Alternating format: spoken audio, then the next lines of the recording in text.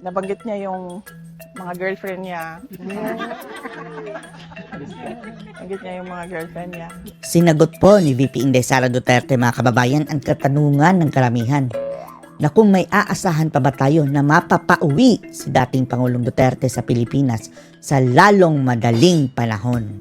At ang sagot ni VP Inday Sara Duterte, mga kababayan, ay ang realidad na hindi talaga natin alam dahil ang mga desisyong ito, mga kababayan, ay hawak na ng mga judges ng ICC.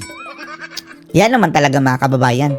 Pati yung mga abogado niya, sina Kaufman, ay wala pong definitive answer dyan, mga kababayan. Ang makakasagot lang yan ay ang mga judges ng ICC. Maganda rin itong sagot ni VP Inday, mga kababayan, para hindi mabigyan ng false hope, mga kababayan, na sasabihin na agad na makakauwi na si PRRD, makakauwi na si PRRD. Diba? Maraming nagsasabi niyan. Dati pa, ilang mga buwan na, hanggang ngayon hindi pa rin nakauwi, mga kababayan. Ang masasagot lang daw ni VP Inday, mga kababayan, ay umaasa siya na madismiss ang kaso. Kaya ang ibig sabihin to, nasa huwes na po ng ICC, mga kababayan, ang bola. Panoorin niyo po, ha? Vice, may maasahan ba ang taong bayan na makauwi pa si PRD sa lalong madaling panahon? Paano ko ba sagutin yan, ha? Siguro let's take it one day at a time. One day at a time. Hindi naman masama, mga kababayan, no, na maging positibo, na yes, makakauwi na, ganyan. Hoping na makauwi o hoping. Pero ang katotohanan, mga kababayan, nasa kamay na yan ng mga judges. Yung tatlo.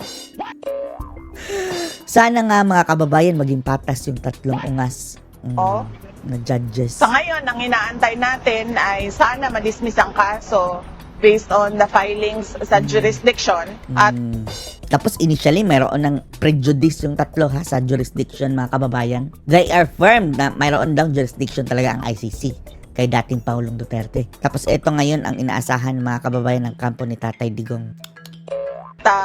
In the meantime, mabigyan din siya ng interim release. Yung interim release, mga kababayan, may 50-50 chances dyan. Habang nagtatalo yung mga abogado at prosecutor dyan sa loob ng korte, mabigyan siya ng interim release dahil sa edad niya at dahil sa kanyang kalusugan.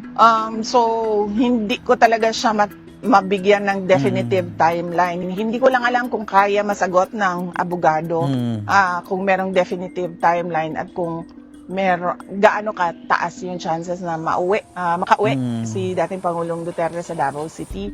Ang aantayin talaga natin, mga kababayan, ay yung official na update galing sa korte. Nagmi-mixed emotion kasi tayo, mga kababayan, dahil mayroon na naman tayo makikita, makakauwi na si Tatay Digong. Happy na naman tayo. And then, hindi pa pala. Kaya hanggat walang official na statement ang korte, mga kababayan, o dismissal, o interim release na ganyan, huwag na muna po tayong mag-celebrate agad-agad. So, sinabihan ko na Mamaya na kapag makalabas na talaga, mga kababayan. rin si Attorney Kaufman na kung pwede, he makes himself available sa Philippine media para masagot yung mga tanong.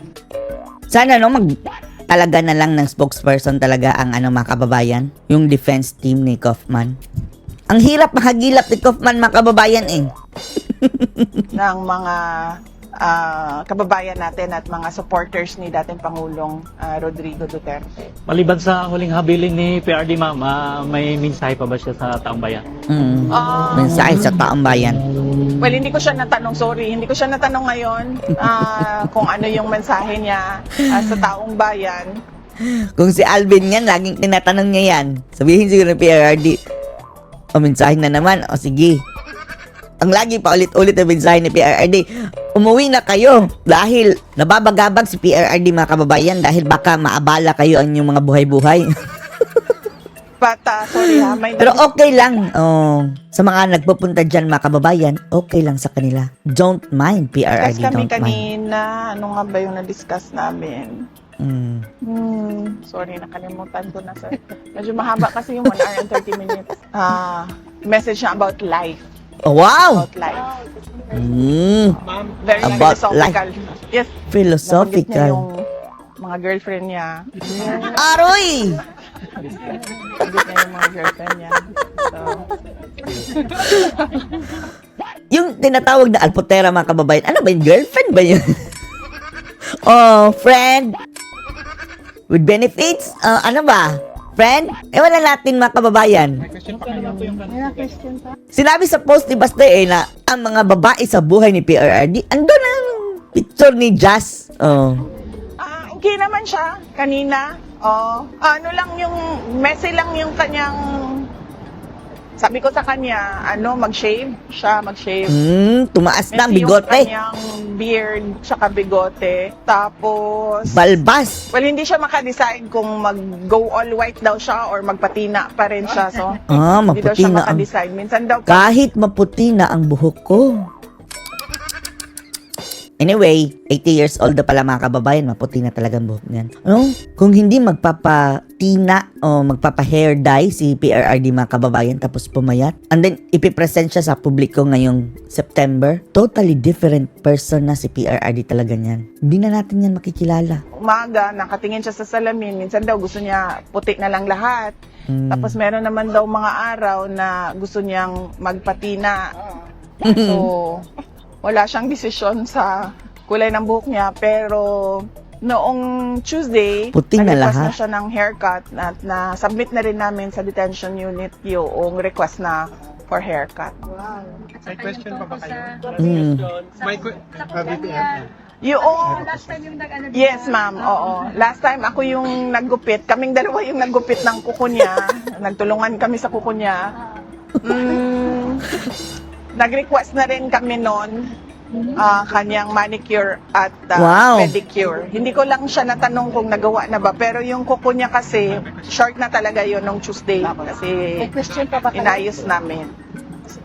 Also, some people are interested to how can they send help that they can expand your Libreng Sakay program.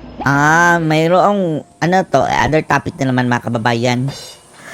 Marami daw ang nagbo-volunteer na tutulong at susuporta sa mga programa ni VP Sara. Paano daw? Na pwede para maiwasan po natin yung Wala pa.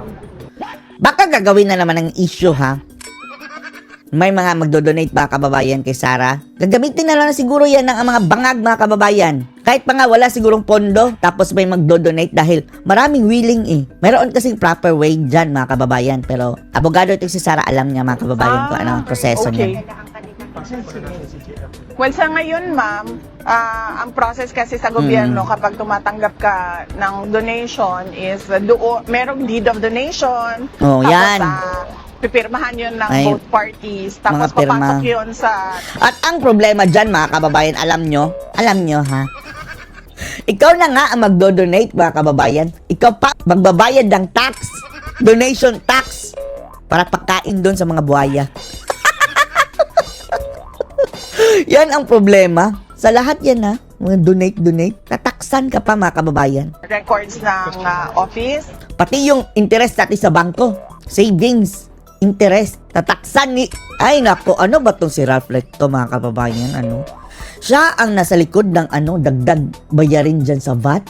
Hindi na magkontento mga kababayan sa income tax na 32%. O basta ganyan. Ginagdagan ng VAT, 12%. Ngayon, sa interest na naman sa bangko savings nating mga kababayan, interest 20% again. Mio. Sa ngayon, ang ginagawa ng karamihan ay dumidiretso sila, per our advice as well, dumidiretso sila sa mga beneficiaries. But Yan na lang. Diretso na lang sa mga beneficiary. Dahil kapag dadaan pa kay Sara, gagawin na naman yung issue ng mga bangag. Alam niyo naman yung mga bangag eh. Bangag eh. Kung kakaliit-liit ang bagay mga kababayan, hinahanapan nila ng butas. Basta pagdating sa mga Duterte. Ma'am, yung ating libreng sakay, may budget naman yon. Meron na siyang nakaset aside na budget at tutuloy yon yung libreng sakay. At masaya ako na naririnig galing sa iyo na nakaka-benefit talaga siya sa mga working students at sa mga Sa lahat estudyante. ng Dahil yun kailangan. din talaga yung gusto natin. Ang matutulong na lang natin mga kababayan ay pagtanggol lang natin si BP Sara.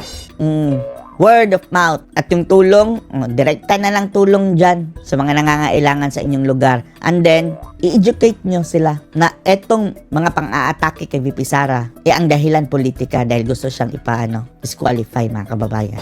Ano masasabi nyo dito? Post your comments below.